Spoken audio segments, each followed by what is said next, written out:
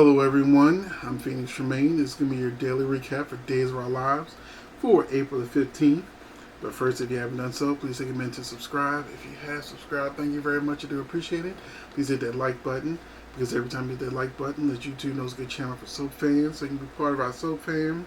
We also have a membership where you get early access to videos, articles throughout the week letting you know what's going on in soap world. You get articles, you get early access to video up to a week in advance. So give it a try for a month and see if you like it. And we're going to get into this Days of Our Lives daily recap. I only do daily recaps if I feel an episode warrants me talking about it. But I will be doing weekend reviews. So I will be talking about the whole week at the end of the week. So here we go. Days of Our Lives. Nicole and Brady talk, and she keeps saying, "Why can't you leave Kristen for Chloe?" And she's like, "Just leave her. She's in jail." As if Kristen's not going to get out.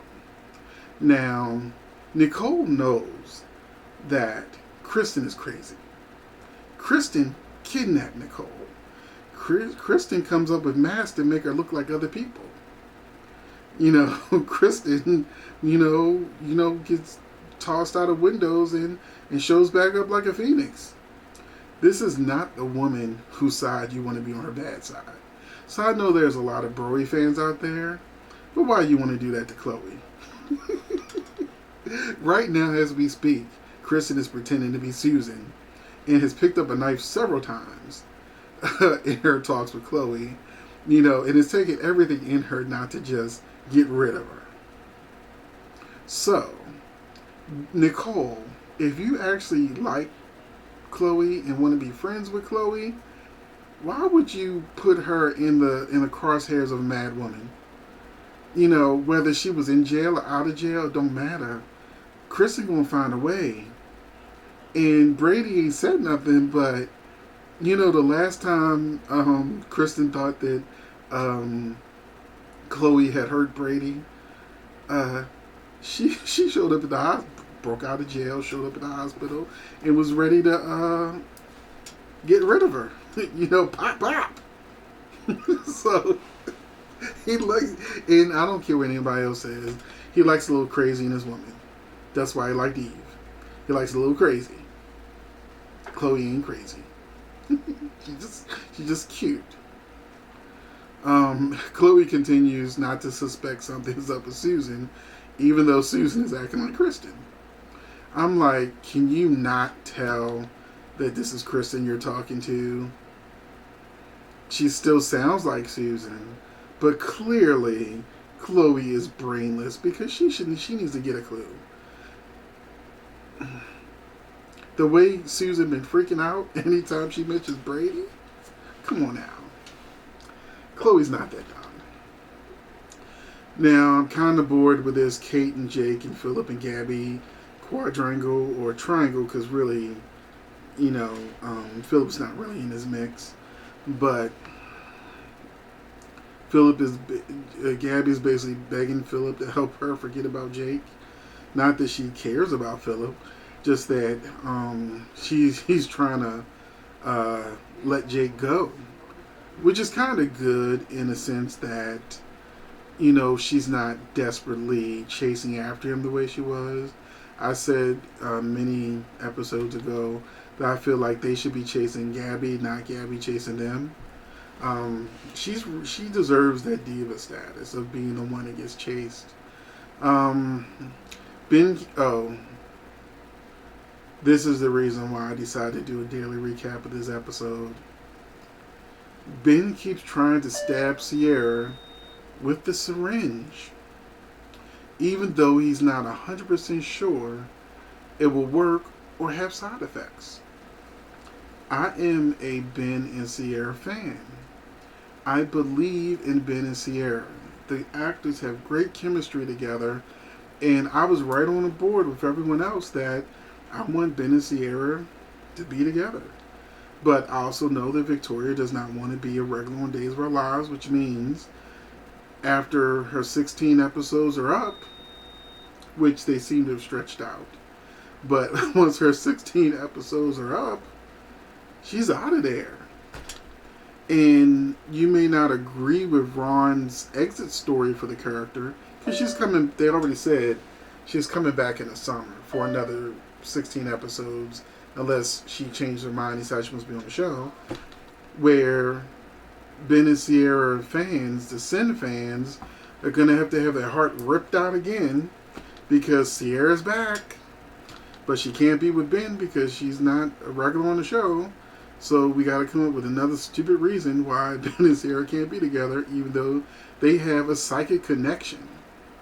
So I don't know where the psychic connection is when she is treating him like garbage and telling him she wants him to stay away and stay out of her life. In an interview, Victoria said that she's not used to having these lines with Robert. Normally they're loving lines. And she said that she felt so bad having to say these things to him because he looked so hurt in real life. And that after the scenes were over, she actually, the set was quiet, and she actually had to go give him a hug to make sure he was okay. And watching this scene and seeing his facial expression at the end, where he is so unbelievably devastated. This is probably the scene where she was saying where she had to give him a hug because it was a lot. So, but it was such a horrible way to do the sequence, because you notice how Sierra said this is a violation. You know what happened to Sierra. You know she was violated in the past. He's trying to give her something without her consent. Deep down inside, this should be doing cartwheels in her brain about a man trying to do something again without her consent. That's a very important thing to think about. People get upset with Ron about the way he writes different things about when it comes to issues of consent. Like, fans are going nuts over Theo and Sierra potentially leaving next week to go to Africa together as a couple, when she's a married woman, whether she can remember it or not. That is no difference than Abigail being Gabby and Stefan knowing that she's not in her right mind, but he goes ahead and gets him anyway.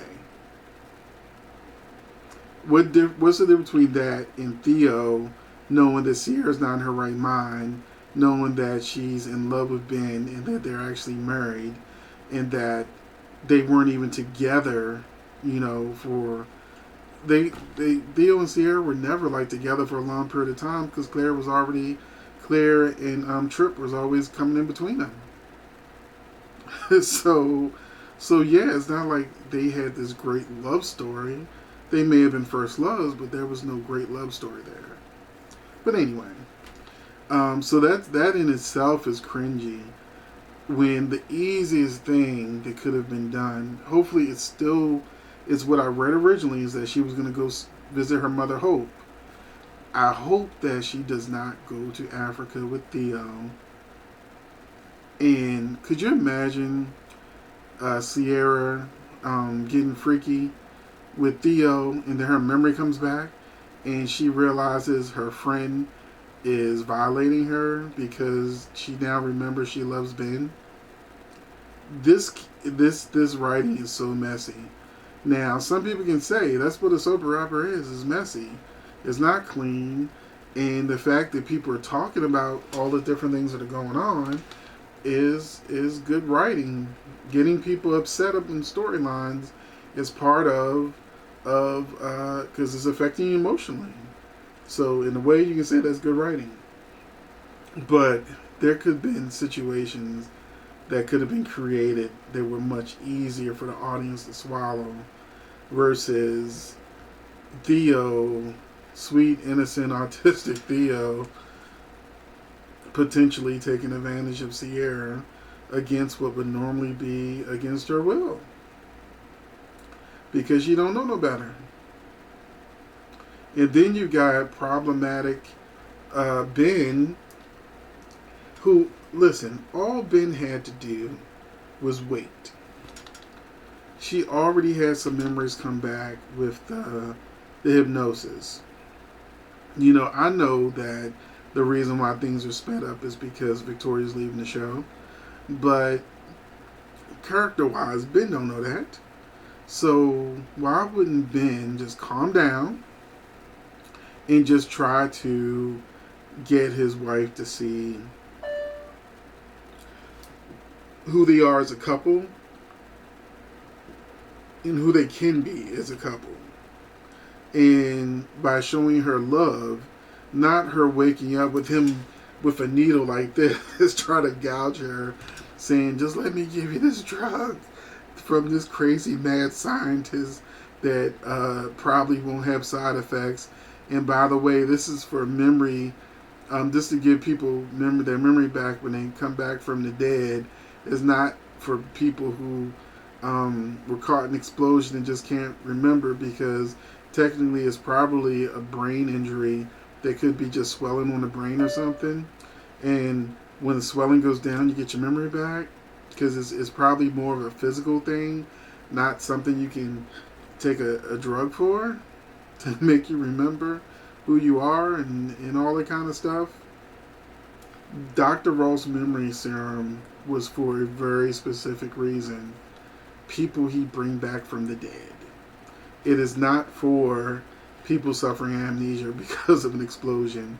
Those are two completely different causes for that memory serum. That's two completely different things. So I would even feel better if they said Ben was off his meds.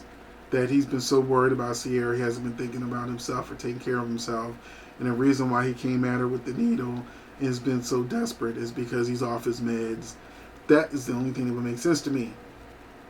Having him just be desperate, like he thought she was gone. Now she's here. Now all he has to do is wait for her memory to come back. Or give her new memories that make her fall in love with him all over again.